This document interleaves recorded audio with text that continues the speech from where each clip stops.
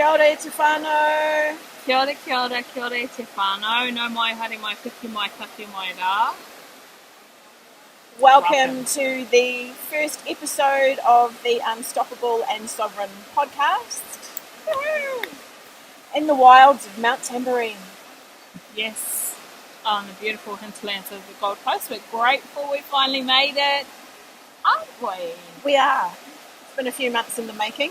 Yeah, I think we did do a podcast last year. We dropped the seed then, and then it's evolved to this year, and we've been busy little mamas, haven't we, with our own individual lives. And so it's finally come into fruition today, and we're just so excited. We are, and we're going to try and stay on topic, whatever that topic is. Yeah, so we don't have a script, it's all unscripted. We're just flowing here in this space. You probably hear the waterfall behind us, or beside us. Yeah, so we've come up here.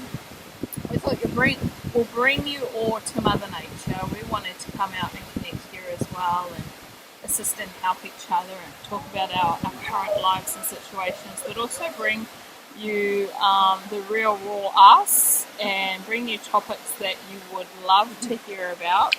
And the only way we would know that is because we love to hear about them too. It's the only evidence procedure. But it's been a beautiful morning. We had a little bit of a hikoi down here, and we had a swim, and it was freezing. / cold immersion, but it was totally worth it. Yes, I thought everything was going to freeze off, but I lived. And now we're here with you today. So, yeah, welcome. So I guess, how should we start this? I guess a little bit of intro about ourselves for those that don't know us and those that are about to. You're welcome. You're so welcome. Yeah, high five. It's free. So, all right, awesome. So you go first. Okay. So my name's Jan Williams. I met the lovely Jocelyn probably, I think we worked out about 3 years ago through Romi traditional Māori massage, and we've kind of had many discussions, laughs, and some adventures since. And my main sort of focus, I guess, in terms of the work is that I do energy and sound work. It's just something I've been called to that I can't ignore or escape, it would appear, because I get nudged back into it. And it actually is just something that I know it's part of my purpose to be of service to others through the medium of energy and sound work, and it's helped my own journey of self-healing as an individual to help me, try and be a better person, a better mother, just a better human in general. And one of the things that lights me up the most is being able to share that with others and seeing those light bulb moments where they go, yeah, I can actually do this. It's not such a big thing. I just need to start. Yeah, awesome. Yeah, awesome. Thank you, sister. Yes, so we met at one of Puringi workshops, and it was a beautiful experience. And actually, on that night, we had everyone got a turn to sit on the table and receive from the whole group. I remember that specifically because there was a point there where I was going through grief in terms of losing my grandmother, and a lot of things ending in my life that I thought were a lifetime thing, but they apparently were not. Only lifetimers that I get to be in my journey, and some people come in and some people leave, and that's what life is all about. So I received from this beautiful wahine toa and other tanema and also wahine in this space, and it's just beautiful to be a part of that experience. I had done a lot of work in the Pākehā world in terms of coaching and all these other courses, and it wasn't until 3 years ago, I connected with Māori Movement, and I think we met there as well. We did, at Māori yeah. Movement, the 8-week program, and it was a space where I felt safe to bring my daughter as well, who at the time was, I think she was 13, 14, and it assisted and helped us with our healing process from a lot of trauma that had come up in our life. So I'm very excited to be part of this kōrero and what we're about to share and go into. And I know for myself, born and bred in my te Waikato, I've been here in Australia for the past 15 years. I was only meant to come for 1 year as a registered nurse and then go back home, but it ended up that way. My grandparents brought them back over here to Australia to help care for, and I assist and help wahine and males, but mostly my direct work is with women, because I am one, heal from trauma, and to also build a successful business and to create a side hustle so that they can be sovereign and unstoppable and meet the needs of themselves, meet the needs of their children and their partner and their empire that they want to build through co-creating with the gifts and the talents that they have. So, so that's... Which is pretty much how this came about, and the title came about in Jocelyn's program. In a number of her posts, she uses the word unstoppable. And then for me, in the last several months especially, self-sovereignty has been coming up, and they just really seemed to be a good fit to go together. And it was a bit of a evolution from the first topic we had thought about having a podcast for, which we were meant to start, we had talked about starting in June, and then various things in life and whatnot happened and we shelved it for a bit. And so I think now it's just been that divine timing and synchronicity between us, where it's like, half of her program and some of the one I'm working on just fits together. Yeah, like symbiotic. Osmosis. Yeah, definitely. As it relates to, as you would know if you are Māori or native to New Zealand, Indigenous people, tino rangatiratanga is a very significant part of the te tiriti or waitangi back home. And it's what does tino rangatiratanga mean to you? Because I have a very, as it relates to my work helping women and the matriarchal line rebuild and be independent and have financial and health freedom, sovereignty and that aspect is such an important part in her makeup, in her and how she operates in her life. She helps her be unstoppable, of course, but I'd love to know from you as your work comes forward, and as you're sharing, diving deeper into sovereignty, what it means for you. I think it's multi-level. I think there's, first and foremost, there's sovereignty of self, that we're connected, aligned within ourselves, where we know who we are, we know our values, we know,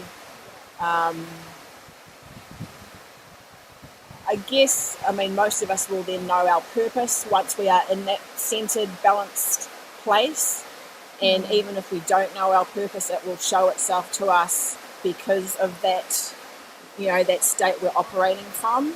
And to me, it ties into all the self-care, self-love, loyalty to self, and just being in that, knowing what it is to feel so secure within yourself that you can come back to that place when, you know, shit's hitting the fan in your external world. Woo! And it's okay if you get carried away by the emotion of it in that moment. If anyone saw some of my posts from earlier in this week, you would have seen I've had a bit of that. But I now speak into that because I don't just want to show the highlight reel. I want people to know that I'm just as human as everyone else. I have my days where I lose my shit, but because of the work I've been doing and am continuing to do, I can regain my balance faster. And I think that's the measure of when you know you're doing the right things for you. It's like, you know, you can veer off from side to side, but then you also know how to come back. So that to me is the sovereignty within self. And then if you have that foundation, you can continue to have those boundaries. Use the power of your sacred no that we were speaking into. For all you know, sacred no. Somewhat people pleasers, been there, done that, got the t-shirt, especially from, you know, my whānau, because that's just one of the roles I've been raised, had been raised to play. And now I embrace the power of saying no, whether it's to something that I've been asked to do, whether it's to someone else wanting me, you know, wanting my time or whatever it is. You know, don't be afraid to reinforce those boundaries for your greater good, as opposed to putting their needs ahead of your own, which especially as women, we are largely programmed to do. We're programmed to be the nurturer, we're programmed to be the fixer, we're programmed to people please. We're programmed to do all the things with us being the last on the list. And for me personally, I had done that for a lot of years, and I was just becoming more and more resentful and lost because I'd lost myself. I'd lost that connection to myself. I wasn't giving myself the self-care. I was doing all the things for everyone else, especially as a solo parent, working full-time, yada, yada, yada. Had some significant health issues that I just really needed to reevaluate in order to still be here, pretty much. Same. Yeah. A bit about synchronicities and all the rest of it. Yeah. So, and then for me personally, Reiki helps me in that foundation, manage that internal foundation, and then it's also medicine I can share with others. Yeah. And you don't need you don't need to be a brain surgeon. No, it's all about the intention and essentially sharing love and light, you know? Yeah, awesome. I love that. I just saw a little lizard come through and I feel like screaming, but I'm not going to. Just going to go, hi. One of the guardians is just checking us out. It's all good. We're on Tamborine, which is the Aboriginal name for Mount Tamborine. Yeah, and it was important to come here actually. I asked if we could come out in nature instead of in an office or on Zoom or, in one of those types of podcasts. So I felt really I needed to come out and centre and ground, and I needed to be in the elements. I needed to jump in the water. I needed to reground after such a busy last couple of months. My mum had a stroke and all of that sort of stuff, life happens. So it was really important to come out here.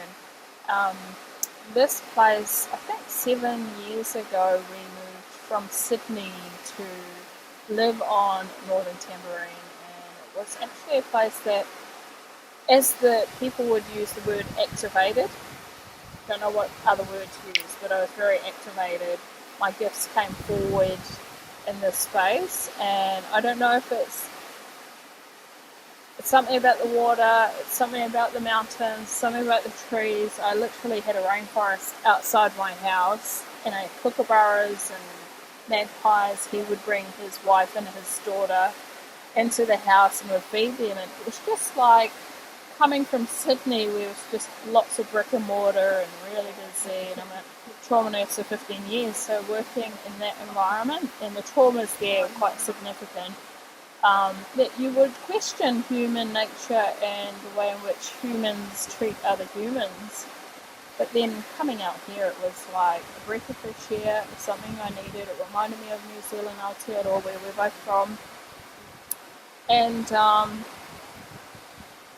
the Aboriginal people actually believe that it's quite tapu, it's quite sacred, that it's they don't actually sleep on this mountain because of the sacredness and the gifts it has and the treasures it has in this mountain. So we're very grateful to the Aboriginal people of this land and also this area. We always pay homage to them in our work. And yeah, so I'd like to bring up what model